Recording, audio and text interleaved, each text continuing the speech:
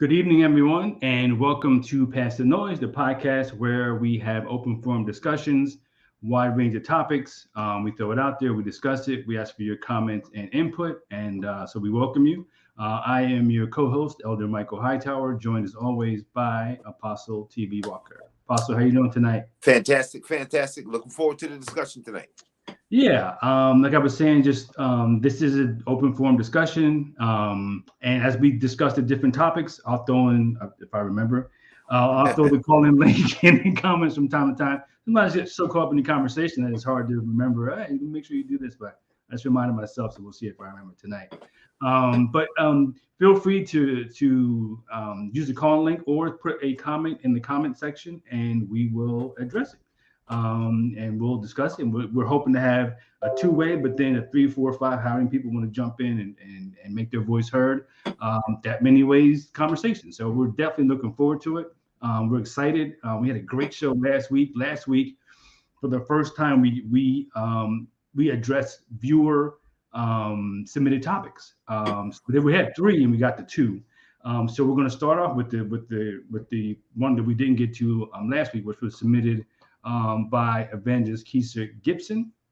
So again, tonight we're going to start with that one because we didn't get to it last week. So without further ado, let's get to the clip and then let's have a conversation.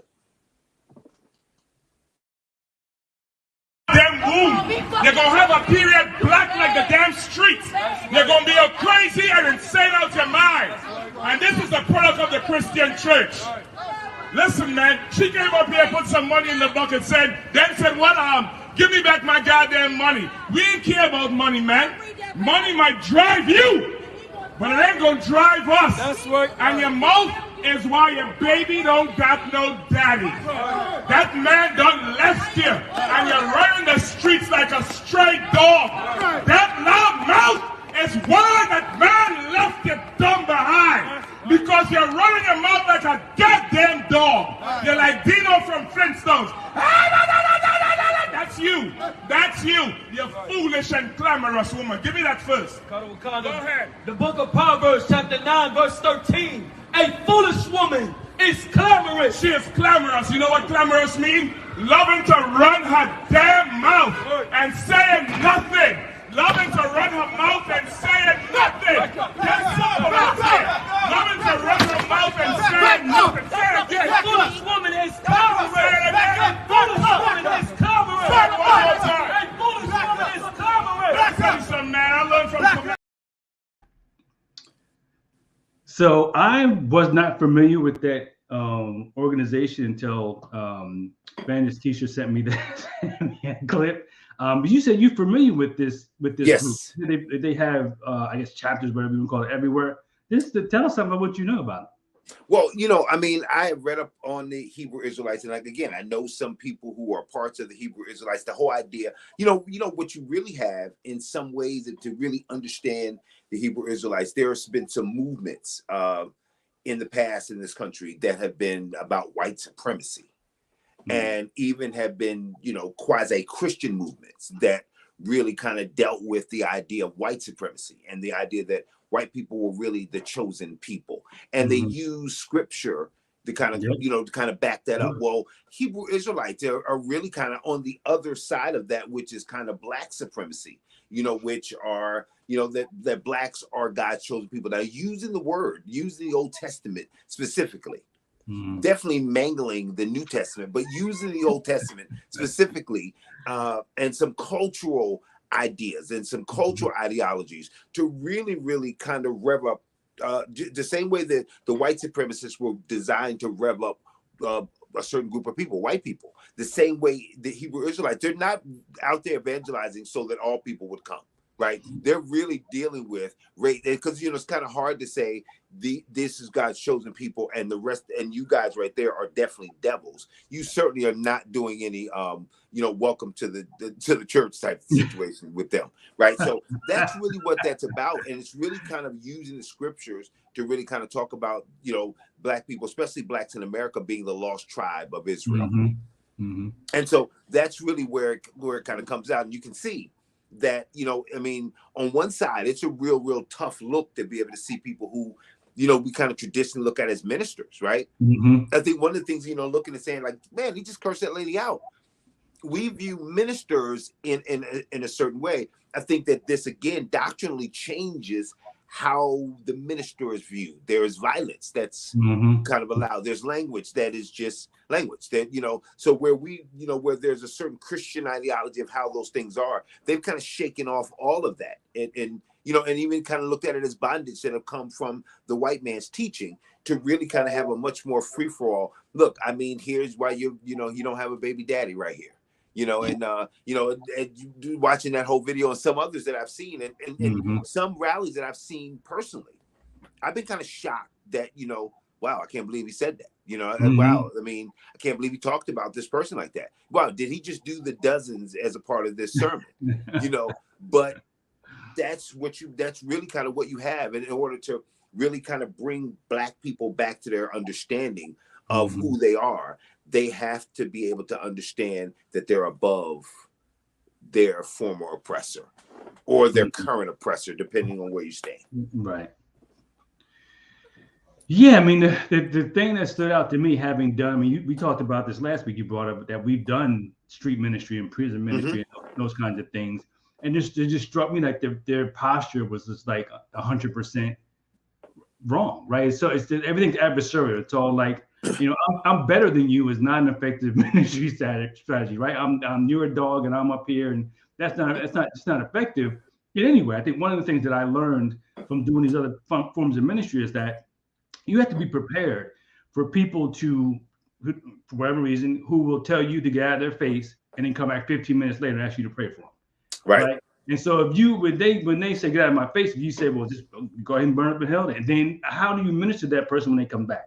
Right. Because they're trying to bring about, in their minds, conviction, right? They're trying to convict people of being wrong, but that's not what we don't convict, right? We don't have the power to convict people. The word does that. The Holy Spirit does that. So if you put yourself in the place of, well, I have to do this in order for you to feel convicted, then that's totally off the rails. It's off the rails, but I mean, at the end of the day, they have followers. Right. Absolutely. I mean, there's something here that you got to really look at, I guess, in looking at the discussion. And again, that's why we want people to kind of chime in, because I'm sure there are other people that have some experiences, with this group. I've seen, doing prison ministry. I've seen Hebrew Israelites in prison. I've read, there are areas of the country where they're really, really large. I mean, like in New York, they really, really flourish. There's lots of other areas in the country where they're very large, and they compete with Muslims. For the Black population. And obviously I say the Black population because they don't, they're not really looking for other groups out there. And I think that, to your point, one of the things about it is that, that's unique. What we're talking about here, what you were just talking about is really unique to the gospel. I mean, like when you look at it, even, the Nation of Islam in this country, when you look at that Sunni Islam, when you look at the various other ministries in this country, it's unique that love is used as the weapon and the tool to draw people. It's unique. That's kind of one of the things that makes Christianity what it is. In that, as you look at this, the Hebrew Israelites are using force, but how much was force used? The Pharisees, what they used force, right? Right. So the natural nature of religion is to congeal to a point where you begin to use force, and to point out your sin is like catching the woman in adultery. I'm bringing everybody around to kind of dish you, right? That's exactly what they did with that woman, right? They had a nice crowd there, so they used that like to shame her into change. That's a natural method, right? That's the Scarlet Letter, right? And that the shame you into change, right? So the whole idea, and those were done by Puritans, right? Christians. Right. So the whole idea was, I'm going to put this A on your face, and everybody will know what you did, and that will change you. So, when you look at extremist groups, and the Puritans were also another extremist group. In reality, right? when you look at extremists, they're always going to be far from Christ. They're always going to disdain the use of love as a draw. They couldn't see that woman and really care for her if she's broken, if she doesn't have a baby's daddy. That was a place where they really felt like, I can hurt you here versus heal you here. That's the difference. They're not really about healing.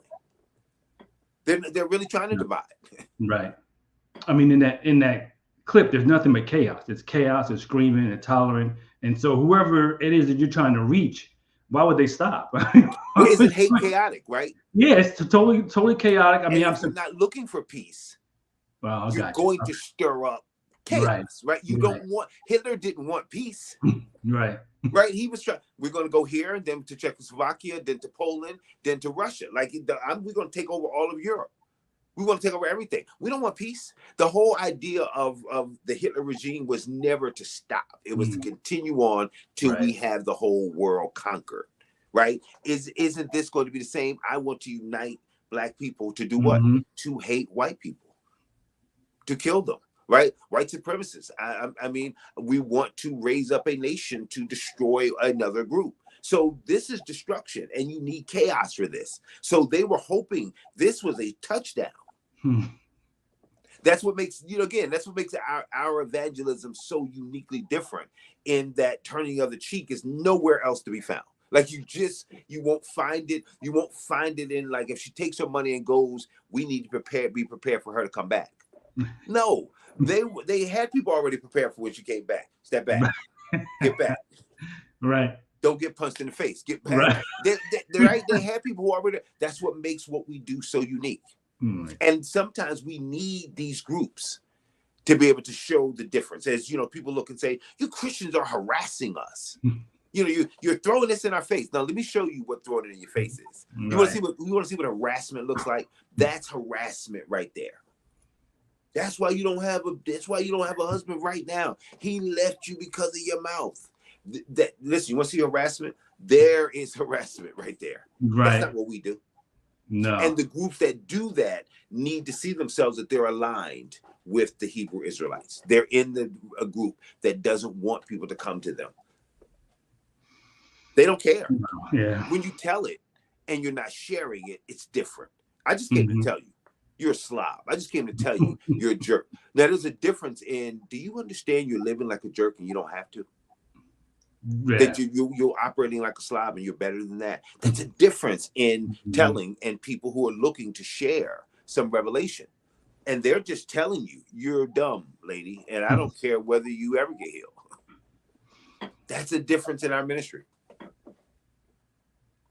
Yeah, I was mildly surprised that no, additional violence broke out. I mean, she's kicking their stuff, they're getting on the faces, they're screaming, there's cursing. And she's got a baby in the stroller, so she's she doesn't know these guys, but she doesn't know who they are, and yet she's pushing the baby stroller right up to their thing, and it's like screaming in their face. I'm like, what are you doing? So it was disturbing, but to your point, you sort of see the difference between again, real pure Christianity and these kind of things, where you're browbeaten into sort of believing in whatever it is they're trying to get across. But and when we're talking about ministering, and clearly what they don't subscribe to is that you're a servant, right? You're not really doing anything other than being obedient to what God has said. You're not making it up. You're not pulling it out of a hat. You're not like, you're just like, you're following the prescription that God's already laid out, understanding that I might be the one. I might just be planting seeds. I don't know if I'll see any fruit. I may be watering, still might see any fruit, and that's just where my place is. Like it's not our place to sort of do all the things that have to be done. It's just like God will do it with whoever He chooses to do it, whenever He chooses to do it, and we're simply vessels that He might use at a particular time in a particular way. There's no us in it, right? You take the us out of it. I think in that case, the us is in it. The us is their whole thing is the us. It's us. Well, but look at the us. The us is culture, right? The us is the cultural connection. Look at that. I mean, you remember the guy said. Remember he said she's a representation of Christianity, right? Right there, and they're against Christianity as we know it, right? Right. So he says you're a representation of Christianity. Now check out what happened though. right? She has kind of a issue with something that they're saying. Mm-hmm. She doesn't agree with it. But he also said she put in money. She sold into the very organization that she now is fighting with, who now sends her down the street packing with insults, kicking her right behind her, right? With every word that they say, they're just trashing her down the street. And she sold into that. Now, as a Christian who's not a Hebrew Israelite, right, which I'm assuming she was not, who now had insults hurled at her, I wonder what she sold into. And here's what's there: culture. He's talking some black stuff. I can get with that. Right. Let me put my money right there. He's right about that oppression right there. You know, he's right about the scheme that's there. The government. Yep, he's right about that. And so never thinking I'm sowing into something that's anti-God and anti-me. This guy just showed me he's anti-me, and I just funded it. I just funded the insults.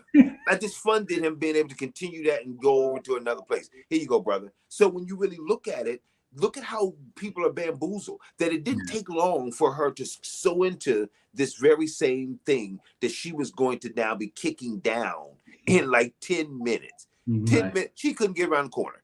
She left a couple times and just could not get away.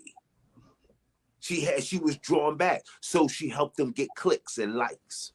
She was used. This worked. This worked. She fed into it. And if that's a representation of us, which he got to say openly, so that's the representation of the Christian church. You see how this begins to feed the chaos that is to come. There'll be more of this that will plant a horrible light. And we need not miss the fact that look at where she put her seed. She wants her money back. I want a refund. Yeah. I want a refund. So when you look at the wars that will be fought and the things that are going to be done, people don't get caught up and get bamboozled because there'll be one touch. Me too.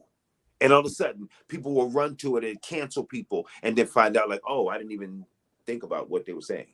This guy didn't do anything. You know, Black Lives Matter. Oh, you know, the white cop, and he's white, so he must. Oh, I didn't look at the tape. It turns out that, you know, he's innocent. And so all of these these buttons that get pushed, and we'll send money and then find out like they used to scam me. They're not on my side. They didn't care about me. This is how it's going to be. This war is funded by people who hear a hot button issue and culture and think they're hearing God because they don't know how he sounds. They thought I bet you when she heard it, she was like, yes, man of God, you are preaching good, until he started cussing her out from top to bottom, ruler to the top. I think that's well said. I think that I mean these groups, you're right, they have a hook and people can jump on the hook and then they try to get off, but it's too late. And it's sort of it's not counterintuitive. It sort of does play into sort of the whole Black power and Black empowerment, oppression sort of thing. But it's clearly dangerous because they're clearly not about people. They're about some movement where we're going to take over something, but it's not about the individual people. I mean, they just dogged the Black woman from one to the other. So it's not really all about. It's about you Black and you agree with us, right? With no question, right? Which is completely different, man. It's crazy. So moving on to our next topic, we've talked a couple of weeks ago, and I think we might touch on last week, but talked a lot about the burdens that are being placed on children in this day and age, what they're exposed to, and sort of the decisions they're being asked to make by adults as if they are adults. Right? So they're asking teenagers to make adult decisions and to deal with adult things, especially when it comes to sexuality and gender. Kids are being tricked, and teens and even younger than that, being tricked into thinking they have to take charge of their sexuality and they have to declare this or declare that. And abstaining is never an option. It's always, you got to pick something. You got to do something. Right. You can't opt out. You got to do it. I think part of the point of that is to get people thinking about sex and gender younger and younger. Absolutely. Before they're ready to really address it. And again, these are adult things that kids and teenagers should not have to be addressing. But they're being dragged into it by a lot of times by the things that they see on TV. And I got a clip. This was some Disney executives having to talk about gender. Last summer, we removed all of the gendered greetings in relationship to our live spiels. So we no longer say ladies and gentlemen, boys and girls. We've provided training for all of our cast members in relationship to that. So now they know it's hello everyone or hello friends. And we don't want to just assume because someone might be in our interpretation, maybe presenting as female, that they may not want to be called princess. So let's think differently about how do we really engage with our guests in a meaningful and inclusive way that makes it magical and memorable for everyone. I worked at small studios most of my career, and I'd heard, you hear whispers. Like I'd heard things like, oh, they won't let you show this at a Disney show. And I'm like, okay. So I was a little like sus when I started. But then my experience was bafflingly the opposite of what I had heard on my little pocket of Proud Family Disney TVA.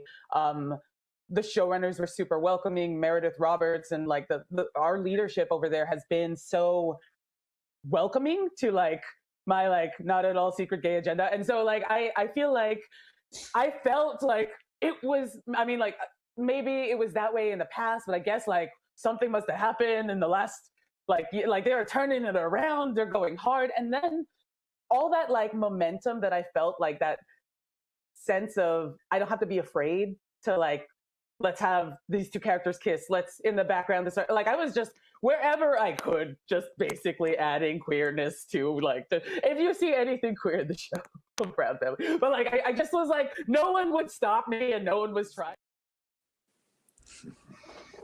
She's going crazy. You had to cut her off. Yeah. So, so there's just a movement, and we're seeing all over the place of removing gender from everything, right? We see somebody who looks male, but we're not going to say boys and girls. We're going to say something else because we don't know what it is, or we're afraid to offend people. And you're going to see this more and more, where we're going to see more and more genderless stuff. And it's interesting because this comes from Disney, which has a lot of kids programming. Obviously, they have a lot of kids, the parks, and this, that, and the third. And the last one was referencing a show that she worked on. It's a cartoon called The Proud Family. It's for kids. For kids. She just admitted outright that she's adding, as she put it, queerness to a kids cartoon show. So we talked about this before, but you've got to, as a parent, this is the wake-up call for parents. Got to pay attention, not to the label, not to the show, not to the channel, not what it's called. You got to pay attention to the content that's coming into your house, because you cannot assume that because it's Disney that it's XYZ or you just can't do it. And she just told you can't do it. And if you show up at their amusement parks and they don't use gender anymore, there's hey everybody, then you shouldn't be surprised by that either, because they just told you that's what they're trying to do. And they've been, Disney has been sort of in a back and forth fight with the governor of Florida about these issues, and they've been back and forth and back and forth. So again, you gotta pay attention to these things and just be aware. Well, think about what she said. She said, I had a not so hidden gay agenda. Right. This was so in her, in taking the job, and this is obviously something she didn't probably say in the interview, right? Because it was hidden. It's a hidden agenda, right? She had lots of hopes that she had this job. She was really kind of shocked that they would let her do what she wanted to do. But she did have as she says, not so hidden, because I guess some people knew it, but it wasn't something she put out up front, right? Right. So undercover, she has an agenda to add queerness everywhere she can. And, that's really counter to the job that she has in terms of entertainment, right? That's really the role is to entertain and not to actually add her morality, her view. But she says it was a hidden agenda. And I think that's a serious thing that really needs to be looked at, because this is not something that just happens. This is something that was premeditated. This was a day that she was, I mean, she kind of looked at it like, you know, free at last. This is Juneteenth. You know what I mean? We're celebrating the final last people who, you know, realize that slavery is over. Right? That's Juneteenth for Black people. This was kind of a Juneteenth moment for her in terms of queerness, as she used that word. That, you know, finally, no one will stop me. Finally, I can add it wherever I wanted to. And that's a major agenda against who? Kids. This is not like, and I'm going against gays. No, this was, I want to gayify, if I may. You know, I guess our podcast, I guess I can say that. Yeah, I think that, you know, that's the real thing. Like, yeah, I mean, like, if we were like, yeah, I want to sexualize kids, we look and say, what'd you just say? Cancel. Right? But no, I'm saying they're heterosexual, but like, I want 8-year-olds to kind of be sexy. They would say, you weirdo. But yet she's looking and saying, hey, I'm having scenarios where these people are obviously gay and it's for kids. That's strange. And it's really deep that that's there, you know, and that a lot of these movements have hidden agendas that we really just don't know about, which is, you know, Black Lives Matter had a Marxist and as well as a, you know, as well as a very, very heavily gay agenda, right? It had a queer agenda connected to it. You know, it's one of the reasons why, like, other than sensational stuff, why we don't see them. I mean, there's a lot of killing going on. You know, they just got out in the spotlight. They just needed the spotlight. Right? There's an agenda, that hidden agenda that's moving what they want forward, which is why we get nothing out of it in our society. It drains our society. It's going to hurt our kids, but it's certainly going to move that agenda forward. That people are going to look and say, no, I learned that from the Proud family. I learned mommy and mommy. They're part of that. So yeah, their agenda is going to work. Now, whether, you know, they're out front and they're really great representations of the African American community, no, we'll fail there. Right? Did it really become a great place for kids being entertained? Eventually, it's going to fail there, but it's certainly going to succeed in its real agenda in confusing kids. That's the goal, right? God said, I'm not the author of confusion. This is about confusing kids. If we're not going to talk about gender, we're really not going to talk about your gender. We're already talking about it. The moment we say no, we're going to say, not going to say boys and girls. We've already opened it. Like, why not again? Yeah. Right? Now we have a discussion. By them actually doing that and saying, hey, we're going to stop that, it automatically says, wait a minute, something must have been wrong with ladies and gentlemen. Right. When there was nothing. Yeah. I'm putting the call-in link in the comments in case someone wants to jump in and join us, so you can make a comment in the comment section yourself, and we will take it up. Yeah, it's you know, so corporations don't have agendas like the people who work there do, and depending on the culture, they may or may not try to rein it in or stop it. Clearly, she just said they're not. But you know, issues of sexuality and gender should be left up to parents. But parents have to know that if they won't do it, the world is only too happy to jump in and say, "Hey, we got a lesson. We got something we want to tell you." If they do it, the world's going to do it, right? That too. But at least you have something counter, right? At least you have something to prepare them. And the sad part is you got to prepare them younger and younger because, well, let's take a look at this clip and you'll see why. Hey, hold up, wait up! Hold on, where's everybody going? What do you think, Proud? To see Makeup Boy at the mall. Who? Makeup Boy! Where have you been, Penny? He's only the biggest makeup influencer on the planet! Alright, basics, listen up. You want to slim down those chubby cheeks, hide that 5 head, and cover up them nasty pimples. And when you're finished, set with my sold-out setting spray and get ready to slay. Normally, I sell this ish for $35, but if you swipe up now and use my code MAKEUPBOY in all caps, and make sure it's all caps, sis, because it's not gonna work, you can get it for $34.99.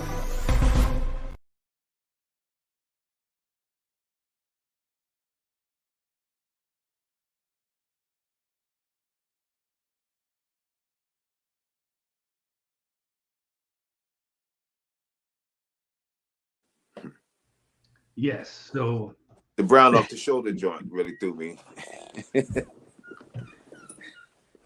That's what I knew. Like, okay, we got to end this joint early.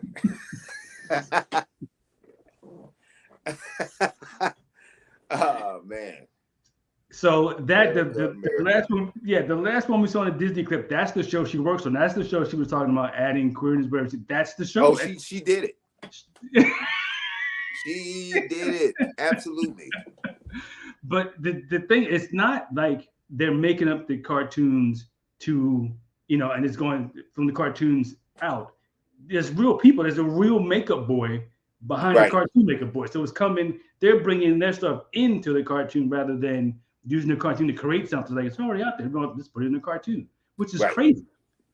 Right. Absolutely. See, I mean, here's the thing. It's always been out there. Oh, yeah. Right. It's always been Little Richard. Like it's always been out there. Right. It's just that we never took it to the kids. Right. We never brought it to the kids and we never validated it. Right. As a part of the teaching curriculum. That I think that's the difference. Sin has always been out there. We just never said, let's bring this in and I want you to take a look at it and listen, some of you guys may actually like this. Drugs have always been out there. Right. And pimping has always been out there. We just never brought pimps in for show and tell. Because the moment you say, listen, no matter what they do, and you can bring a drug dealer and a pimp in and the teacher says, that's an actual job. Yeah, that's fine. Well, my uncle's a pimp. Can I bring him? Yeah, that's a job. That's fine. That's where the school system is now screwy, where it says it's supposed to say that's not an actual job. Anything that you can get picked up for right after they leave here, that's not an actual job. The moment we start validating and saying, wait a minute, that's not how a boy's supposed to be.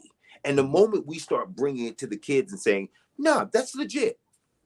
That's what boys do. Listen, if a girl wants to know how to really look good, she needs to imitate a boy. Like once you start validating that, that's where it gets dangerous. That's again like validating the drug. Like my Uncle Reggie's out 8 hours a day on the block. And the moment if a teacher said, okay, that's technically like a job, the moment she validated a drug dealer, we would think that she was out of her mind. Right? If you brought in a cartel leader and we said, well, he's like a CEO. Like you would say, like, you can't bring Pablo Escobar here for show and tell. That's what this is. This is literally validating something that is absolutely upside down and confusing. Just as confusing as validating Pablo Escobar, this is as confusing as saying, no, a makeup boy is a natural, that's normal. And so that's normal for you to really get your beauty tips from him. And like if he's like a man and saying, I'm selling beauty products, that's a different thing. If he's wearing your beauty products in his everyday life and you validate it, that's where the danger comes from, because the people who are teaching validate it. That's I mean, there's nothing more dangerous than that. If a parent were to validate sin in a child, like you could really develop a monster. If I validate you punching your brother and knocking him out, and the harder you hit him, the more praise you get from me, that can create a monster. What are we creating out in these societies where this is, I didn't know this until you brought this to me. I didn't think this until you brought this to me.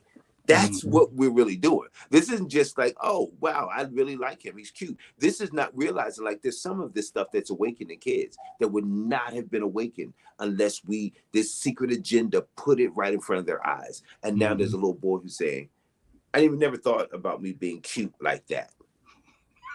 Right? It wasn't even in his thought. And we, parents are looking and saying, well, what even brought that on? And they don't realize, like, Shorty's secret agenda over here. She was aiming this at the little boy who was playing with Tonka trucks, and sleeping with his dog and thinking everything was cool until now he saw Makeup Boy, and didn't realize it awakened sin in kids and it was not supposed to be there, and at a time when he couldn't even deal with it. It's insidious. It is, and it's effective. Because to your point, you see it and you're like, he's just another character on the show. That must be something. That must be an option. That must be a legitimate option. For me, if he's on, I mean, this is a real. He's popular too, right? He's popular. He's a social media influencer, right? So he's influencing other people. Well, no, wait a minute. But now wait a minute. How does he get validated? He gets validated by the girls. It's got to be the girls, yeah. The girls now begin to validate for the boys, right? They're going to validate for everybody around. This is okay. So the attack here is really, women are helping here. Mothers are helping here with this attack. They don't realize that they're changing our world and our society. They're the ones who will validate this. The other boys aren't going to validate this, but you need other girls to be used to validate this, to say, hey, that's cool. You need the Jenners. You need them to hang around gay guys and to really have other cool gay guys to now validate, like you have gay guys. Being gay is cool. Not like being around gay guys is a bad thing, but there is a plan in having them connected to stars. Mm-hmm. There's a plan to having them on reality TV. Listen, it's no shock that there's no reality TV without one of the major stars having a gay friend, right? Who comes over and he's so well dressed and like, every episode it's like there's Gucci slippers and girl, I didn't even, and like, and he's out there and but like he's the funniest, the friendliest, the nicest, gay's cool. And that's what's really happening. Everybody's catfighting. He's the voice of reason. So there's a plan that's going on to begin to validate lifestyles and to tear down other lifestyles. So you see heterosexual relationships are really kind of thrown under the bus. The ones, if everything's going well, they're off the show. You don't want to showcase that. But gay love is meant to look beautiful. That or just genderless, like there's no gender, just sort of just whatever. It doesn't matter to me, just whoever, whatever, whenever. It's just there's no it's a free for all.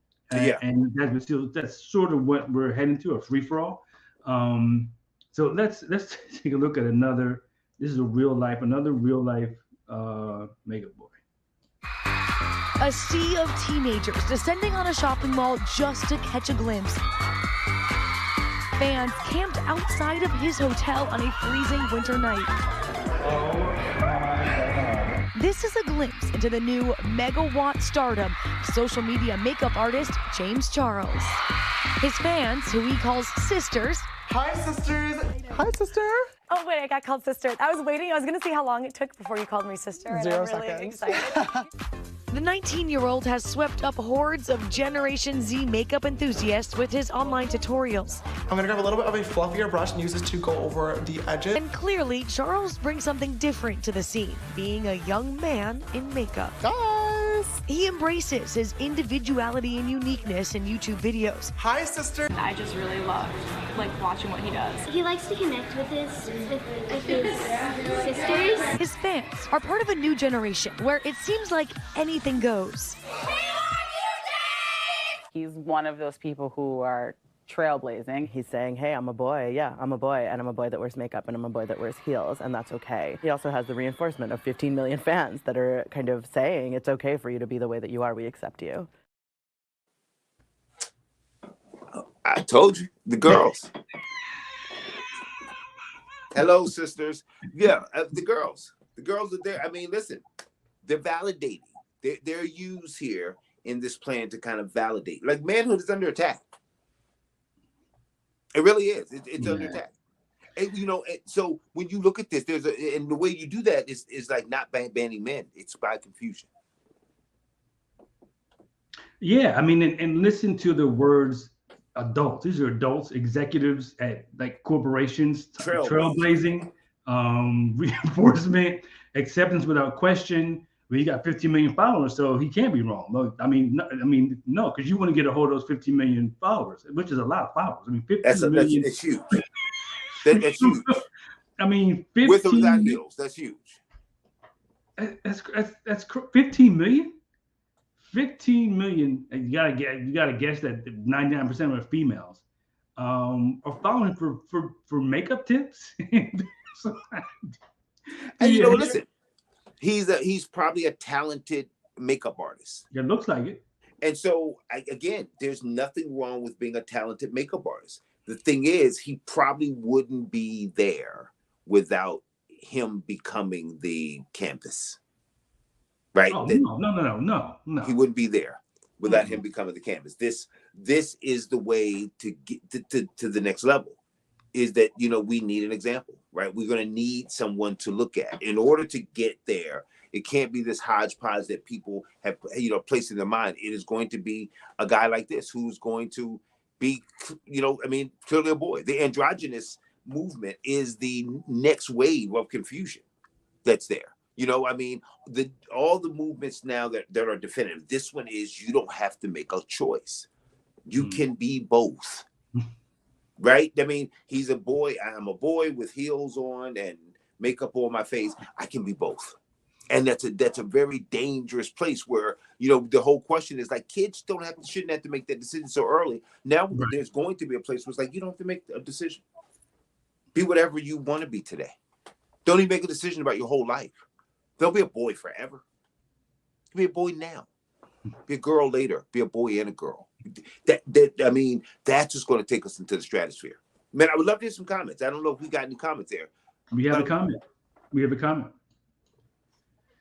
See, Clarice says, I've watched their videos on TikTok. It's weirdly mesmerizing. Then the final look with the beard, I said, nah, that's too weird. But he didn't have a beard, so. But there's some, again. Yeah.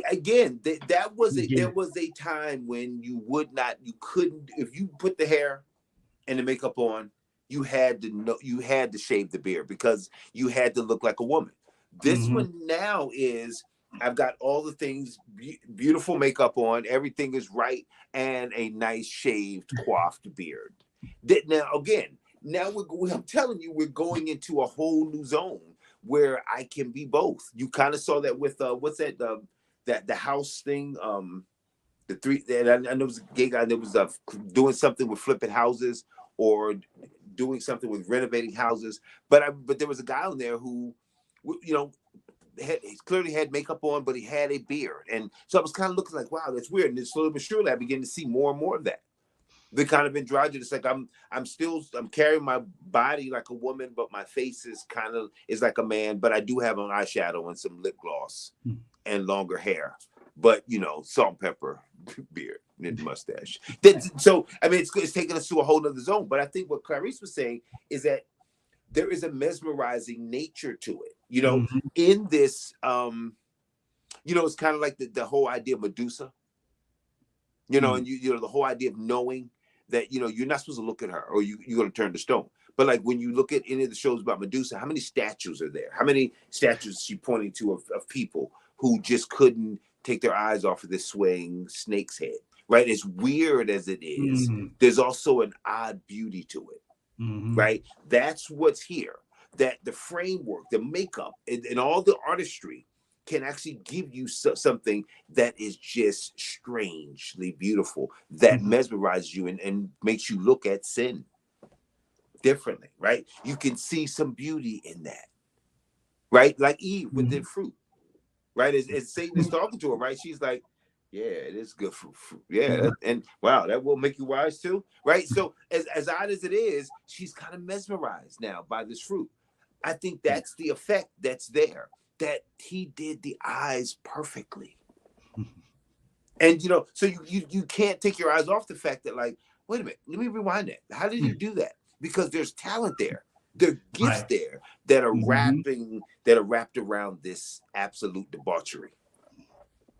And that's going to be confusing because if you know, if we have a struggle pulling our eyes away, what are they going to do? It's kind of like pornography with kids.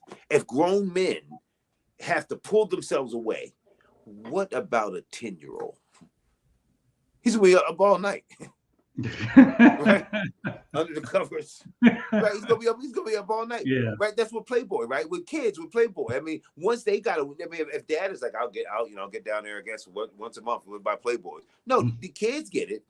They're taking it to school. Ripping out pages, you got to see this, right? It's the same exact thing. These kids can't bear this. If we as grown-ups, if Clarice says, man, they're oddly mesmerizing, what about a person who's younger? they don't stand a chance. Yeah, I mean, sin isn't always physically ugly. I mean, sometimes it can be. Sometimes it looks good. It does look good. It's like, wow, that's it did a great job. That doesn't mean it's good. It just means like I understand why people would be drawn to that. But you still get back to the same place, which is like, so who exactly is allowing this and thinking it's a good idea? And the answer is like more and more people. More and more people are saying there's nothing wrong with this. He got 50 million people. They're saying it's okay. It must be okay. He's blazing trails. He's doing. I mean, if the adults are saying that this is something good, then to your point, what kid's going to say no, you're wrong? This is crazy. Like, but listen, you just said something. I think we don't teach that sin can feel and look good. No. I think that's the problem. You go into a strip club and it's like, I'm going to a strip club with my wife. I'm going to a strip club with my girlfriend, right? And it's like, that's supposed to be weird. And then all of a sudden it's like, that's fun. And you have more and more people that are doing what we would have thought was taboo before. I don't want you looking at another woman, right? Now she's right next to you getting a lap dance. You know why? Because guess what? Sin isn't always ugly. And because we have our mind set on something ugly, if we ever get something that actually looks good, we struggle with it because we're prepared to fight ugly sin. We're not prepared to fight sin, whatever form it comes in. Man, that will feel good. That will look good. We're expecting it to hurt you. So that's, sin is going to be heroin. So it's like, oh, well, come on. I don't want to be down there sleeping in some subway. That's kind of how we view sin. We don't view sin as that. No, that one right there doesn't make you drowsy like that. They give you energy and makes you feel like Superman. And then all of a sudden, that's the one that we're like, how did I get hooked up into that? You didn't think sin came in that package. So we got the devil with horns, and we don't realize the devil's got, the devil may be, depending on whatever you like. The devil's a blonde, devil's whatever it is that you need. Devil's shopping. He's a black card.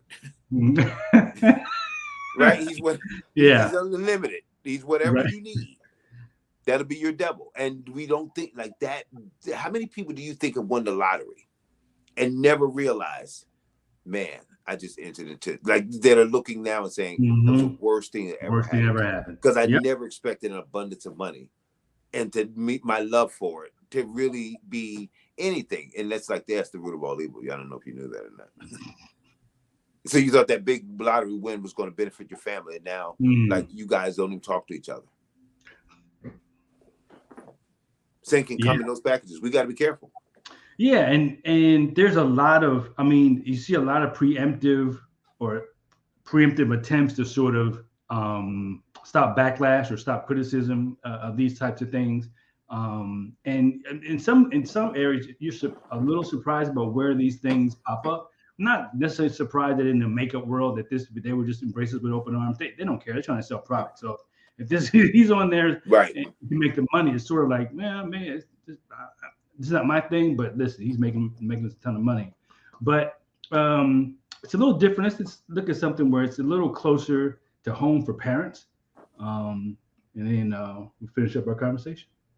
Desmond Fambrini, he, him, gender fluid, bisexual. My students do not know this because it doesn't come up because I'm a learning specialist and it's my job to educate and teach a curriculum, right? Now, if I'm asked directly by a parent or if there's confusion, oh, why do you wear makeup? Same reason why girls do, because it's fun for me. It doesn't need to be this very controversial, I'm gonna mess with this child's upbringing, they're gonna go home and they're gonna turn into a gender fluid and they're gonna think there's 72 genders. I think that's a question you say you should go ask your parents about how they feel about that. Well, so, okay. Teachers are supposed to teach reading, math, science, the things that are actually gonna make them contributors to society. Answering a child's questions about whether or not men or women should be wearing makeup or not is, I don't think, within that realm. Okay, do I think that it is okay for a parent to see me and go, not around my kid? No, I don't think that's okay. I feel like that's really crossing the line because you are, for lack of better words, discriminating against me openly. That's like seeing a black teacher and being like, there's no way. It is the same.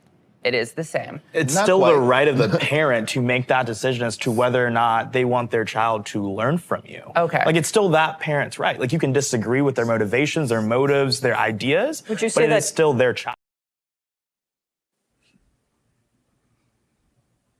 That's an interesting conversation because I honestly, I actually agree with the makeup wearing Teacher. Damn. Listen, it's where our country is, right? I mean, that's freedom, right? That's democracy, right? The truth of the matter is that would be discrimination. I mean, if that fact that you have a makeup, the fact that, you know, we're going to walk into and see a teacher and that has, earring in and say, I don't want my teacher wearing earrings. You can't have a nose ring. I thought I saw a tattoo on your neck. No, truth be told, I think that's democracy. And at the end of the day, we're under human government, and human government has moral problems. So yeah, right. I mean, that and it has loopholes. Sure. Right. That are not going to be something. So the truth of the matter is, it does bring it back to the parents, but it brings it back to what we do at home and not what we do at school. If we teach, we've got to teach our children about that, you know, how to respect teachers, but we also have to teach our children about what they need to be on alert for. Because even from teachers, they need to be alert for attacks that are going to come. If teachers were to say something anti-God, anti-Christ, right? A Christian child might be on alert for that, right? Not disrespecting teacher, but come back and say, hey, they said this about Jesus, and that wasn't true, right? Right? The same way I would expect, because obviously, if I've taught them about Jesus, they'll know when they hear something about anti-Jesus. If I teach them about their identity, they'll know something when they hear something that's anti that. And I think that if we're starting the learning process at the school, we're going to be in trouble, because our country opens the door for lots of people to be in lots of positions, no matter what their gender or sexuality or all of that. That's what we have to live with in a democratic society. Yeah, I mean, it's a sad fact of life that now you have to address these things again. Earlier, we talked about this earlier, sooner and sooner in your child's life. I believe that Desmond is an elementary school, middle school age teacher. So these are young kids. So if your child is going to that school, you're forced to sort of have to address some of these things. I mean, not forced, but if you want them to have a certain mindset, you're forced to. Otherwise, some parents probably don't care. Some parents probably like whatever. That's kind of where we're going, right? Somebody would be too afraid to say anything for fear of being labeled gender fluid phobic or whatever. Right. So you had to push back. It's still not purely the same. I understand generally it's the same. His situation being black, it's not. Here's where it's different. My black teacher and a white teacher standing next to each other, I don't know anything about them other than they're qualified to be teachers. They're here. Presumably they're going to teach the curriculum. There's nothing about the way that being black or white that tells me anything about what might go on in the classroom. If I walk into a classroom and I see a man with makeup on, that tells me a couple of things about that person without having to talk to him at all, right? One thing it tells me is that they're selfish, right? Because they are there to teach. They're not there to answer questions about whether or not men should be wearing makeup or not. They're there to teach math, reading, writing, whatever else is on the curriculum. And so you are at least willing to divert tension away from that to put it on yourself and whatever you're doing in terms of your appearance. I think that's to me that's a problem. Well, I think again you'd have to assume that they're doing it with that in mind, right? That's their life. This is how they live every day. So I suspect they don't think they're being selfish. No different than if you said, if somebody came and said, you're a person, this person's married to someone from another race, right? Another group in a time would have said, you're being selfish because you're putting that in our face versus like, no, that's who I love, right? This is just how I live. I think that as we live, as you have teachers who live this way, what are they going to do about it when they come to work? This is really who they are. They aren't really like forcing. They're simply saying, I wear makeup every single day.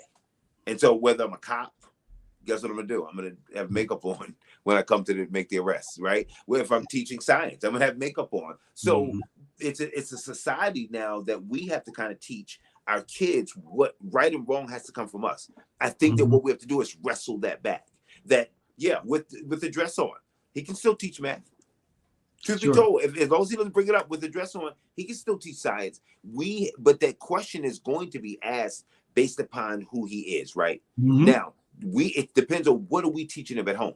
If this was 1970 and the first black teacher that a white student would have had, right? It would be the same. He can't change how he dresses, and you know, he's not going to change his clothes just to fit, you know, certain thinking, right?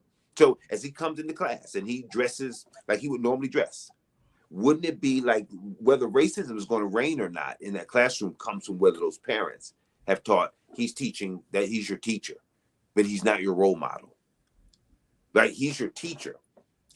But you know, that's all that he's there to do. So his blackness really shouldn't be a question.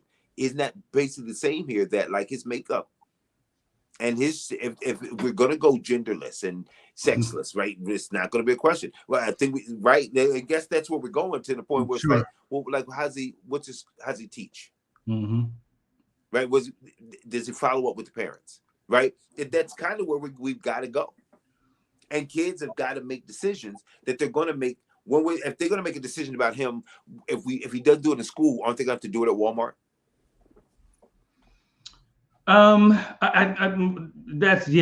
That's sort of something of a sticky conversation, because not sticky, but there are some jobs where you have to show up looking a certain way, regardless of gender. So I think whether or not we think teaching should be one of those, I guess you can discuss it. I think it is, but clearly now that is not the case in terms of you can't fire him, right? You can't fire him right now because there's no dress code that would cover no men not wearing makeup, right? Dress code would be covering yourself up, making sure that you're not, you know, being overly sexual. But I don't think there would be anything that you'd be able to say, and like you can't wear rouge, right? I mean, there's no way, and like I don't think there's going to be ever a day in our country again. You mean in the schools? In schools, yeah. In schools, yeah, and other jobs. Yeah. Well, I mean, like with teachers, like you couldn't tell a teacher like she can't wear rouge. No. Right. So if you can't make a teacher, you couldn't make a male teacher. You couldn't specifically say, and now let me give you the dress code for males. Not now. You can't do it now. And not. I think schools never dealt with it before because they didn't have to. I don't think they didn't have to. I think they didn't have to deal with it before. Never would have dealt with it. Yeah. And I think now the society is there. That's where the changes are coming in. Yeah. We got a comment. You're right. Clarice says, I get what you're saying, Apostle, and he can effectively do his job. However, it is a distraction from what he is teaching because the children are confused. As a black teacher, we can put that on and off. Makeup and dresses, he can choose to put that on. I think she meant we can't put that on and off as a black teacher, but yeah, he can choose. Yeah. No, you're right. He can't put that on and off. But remember that the question I think is going to be, should he have to? Remember, at the end of the day, that's the major question. I think the whole question of the should I have to? Should it matter? As a teacher, if I had a tattoo, I can't take it off. But if I got a big tattoo on my left side, but I'm a great science teacher, should that now change anything? You look like a gangbanger. Yeah, but I'm not. I'm a teacher. Right? So in the end of the day, if I've got a big, you know, a spider web tattoo right on my head, but like the kids love me, should I be fired? So I think that's where I think that physical level is really there, where we'd have to say, well, no, the reason that men shouldn't wear that to work because men shouldn't wear makeup. And I don't know where we're going to ever go to. And listen, to be able to say that today in America. And on top of the distractions, again, I don't think our kids are distracted by it. The indoctrination is in. Listen, the day of like holding them back and trying to keep them and shield them, they've already told us, right? We have his secret agenda. We've been talking to him since they were 3, right? The gay things have been there since they were 3. Our kids are not distracted. They're not like, oh no, we are. We're the ones who are like, what? He's got a boyfriend. They're like, yeah, we came into class the other day. He's been picking him up since we were in 6th grade. We've known that he's had a boyfriend. It's only mom and dad that are freaking out. The ball, listen, it's out the closet now. The whole idea of trying to save our kids, we have to go back and really realize now we're dealing with a remnant. But the societal ball, it's gone. Whether Christianity, we're gone. We're out the pocket. Like this, there's no bringing this horse back into the barn. This no, absolutely is not. Already out and squeezed out. We're not putting that back in the tube. Sure, that's absolutely true. So like I said, the school is not going to clearly. He's employed. The school is not going to fire him for his appearance, but it still is Hang on, we got a comment again. Let's see.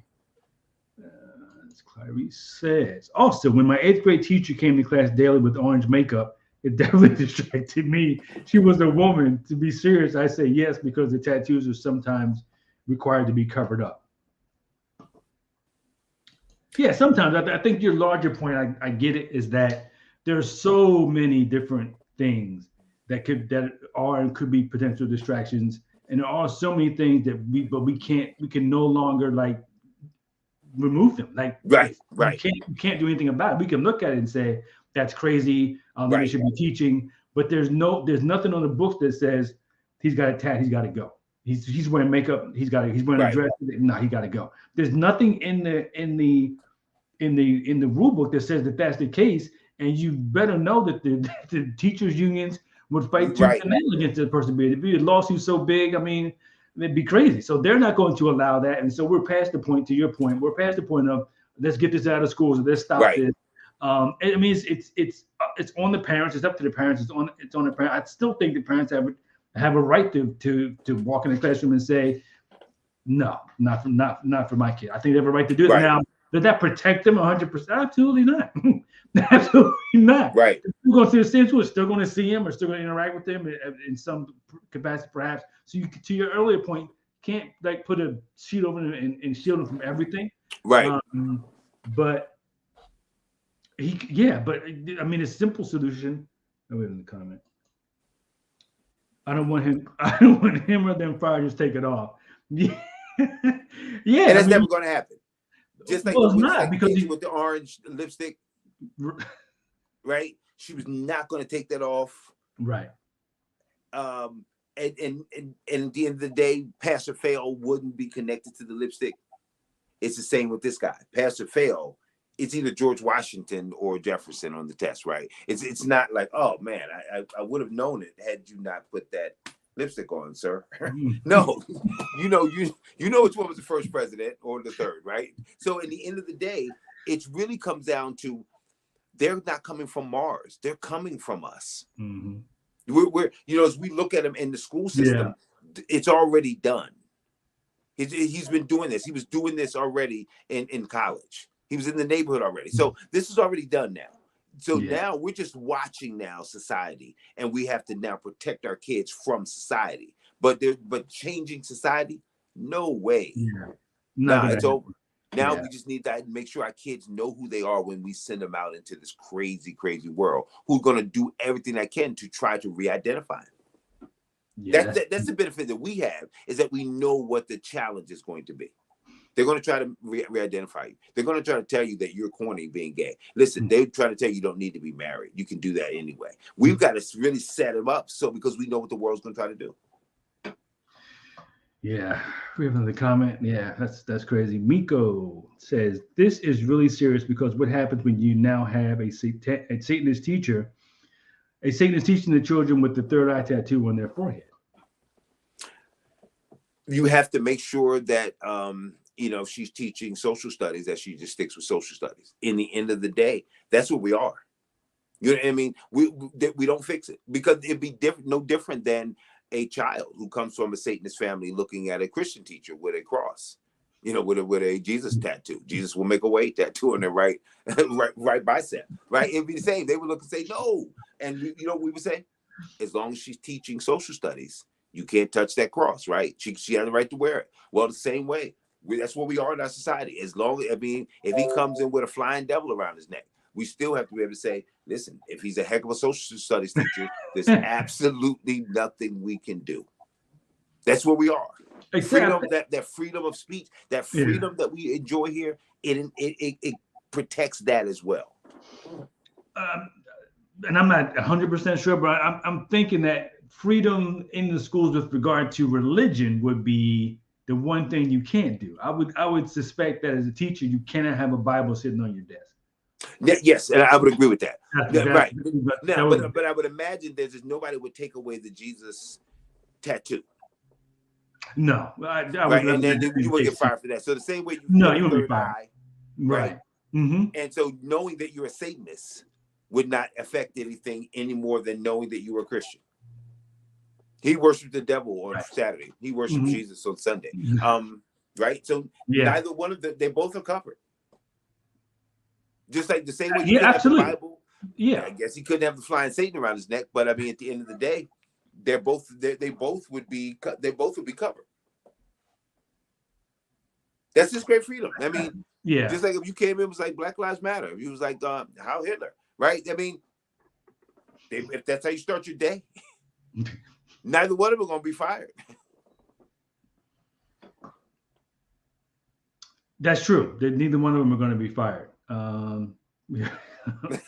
Nico says nods head in agreement.